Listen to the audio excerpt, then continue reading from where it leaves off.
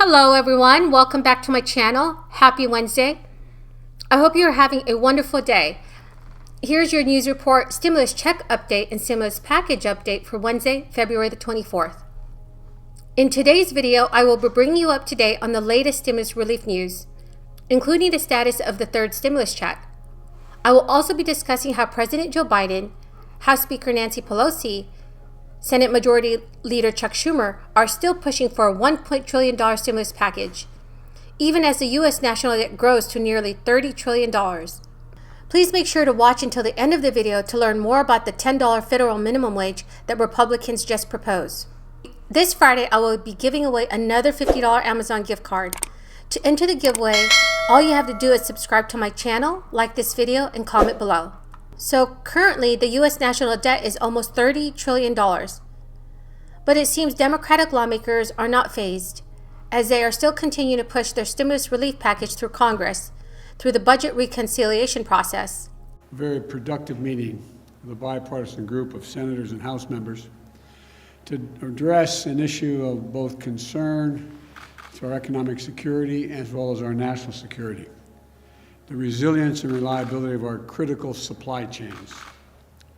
This is a critical area where Republicans and Democrats agreed. It was one of the best meetings. It's the best meeting I think we've had so far, although we've only been here about 5 weeks. It was like the old days. People actually were on the same page. There were good bipartisan work has already been done. The leaders of this operation, the House and Senate, have done great work.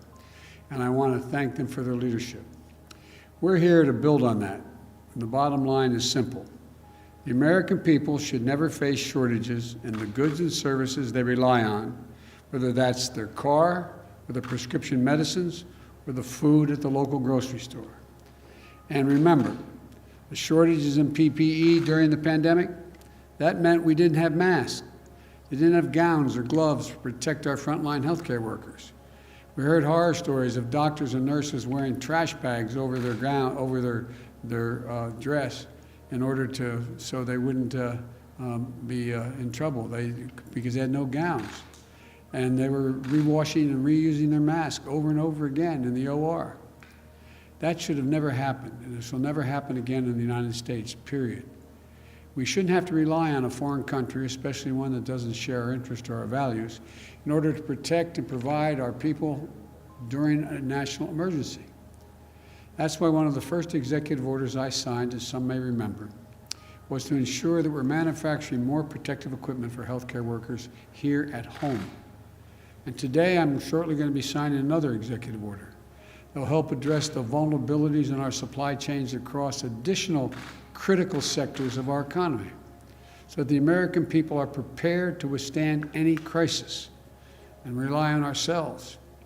This is about making sure the United States can meet every challenge we face in this new era, pandemics, but also in defense, cybersecurity, climate change, and so much more.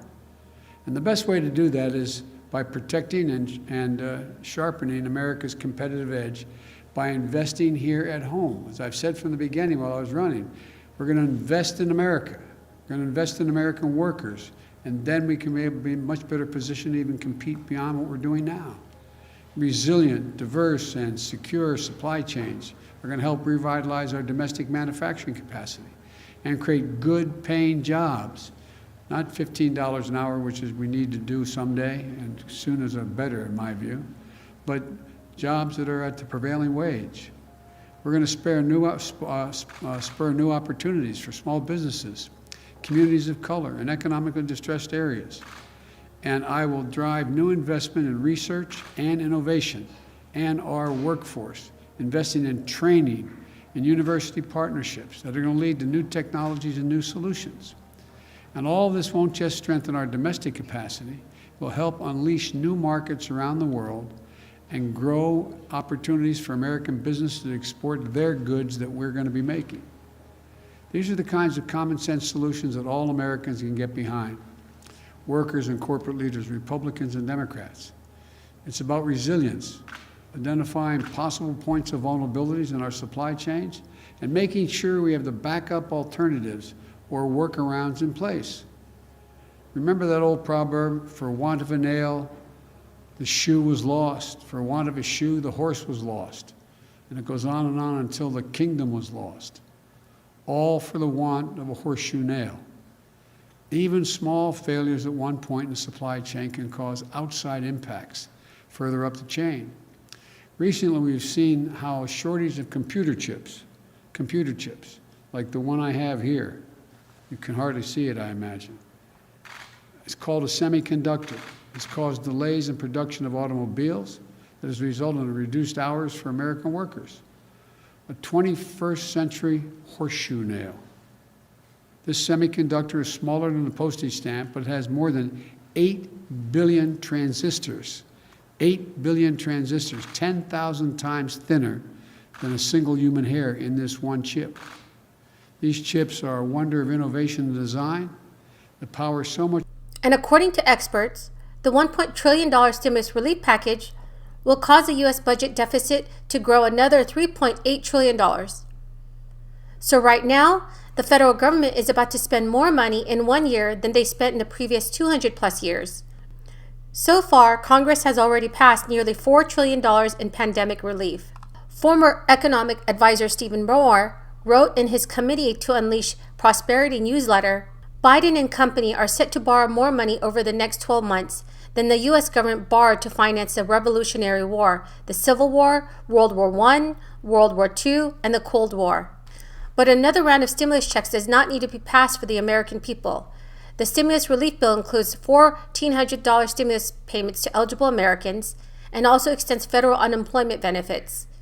The version of the bill was approved by the House Budget Committee this past Monday. However, Democrats only hold a 221 to 211 majority vote in the lower chamber.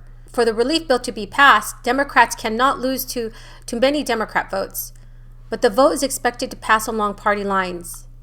Democrats understand that millions of Americans are suffering right now, and another round of stimulus checks would greatly help.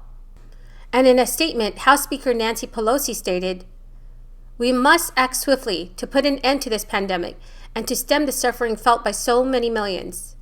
And then Senate Majority Leader Chuck Schumer stated, "If Republicans are ready to work with Democrats on constructive amendments that will improve the bill, we are ready to work. However, we must not allow Republican obstructionism to deter us from our mission of delivering help to the Americans who desperately need this relief." Republican lawmakers have scrutinized the price tag of President Joe Biden's economic relief package. And Representative Steve Scalise has called the plan a blue state bailout for providing $350 billion to state and local governments to fix budget problems. But the $1 trillion relief plan will not only help state and local governments, it also grants $750 million for virus relief outside the United States and $50 million towards environmental justice purposes. Unfortunately, the stimulus package could face many difficulties while in the Senate. Senator Joe Manchin and Senator Kristen Sinema are both moderate Democrats that have expressed concerns about the bill to the inclusion of the $15 minimum wage. Over 150 business leaders have called for immediate and large-scale federal legislation to combat the fallout from the pandemic.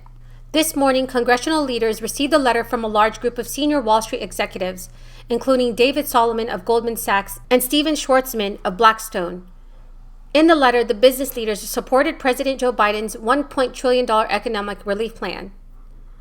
The letter stated, "Previous federal relief measures have been critical, but more needs to be done to put the country on the path to a strong and lasting recovery. Congress should act quickly and on a bipartisan basis to authorize a stimulus and relief package modeled on the U.S. bailout package proposed by Biden-Harris administration. More than 10 million fewer Americans are working today than when the pandemic began. Small businesses across the country are facing bankruptcy, and schools are struggling to reopen. The most vulnerable Americans, including women, people of color, and low-wage workers, are experiencing the worst of the pandemic, with unprecedented job losses, child care burdens, and food insecurity." Yesterday, Republican Senators Tom Cotton and Mitt Romney proposed a plan that would raise the federal minimum wage to $10 per hour by 2025. The bill is called the Higher Wages for American Workers Act. It would provide benefits to Americans by raising the pay floor, while also preserving jobs for documented workers. Romney said in a statement, "Our legislation would raise for the floor for workers without costing jobs. We must create opportunities for American workers and protect their jobs. That is the end of the video, everyone. I hope you found this video helpful. Please don't forget to enter the $50 Amazon gift card giveaway. All you have to do to enter is subscribe to my channel, like this video, and comment below.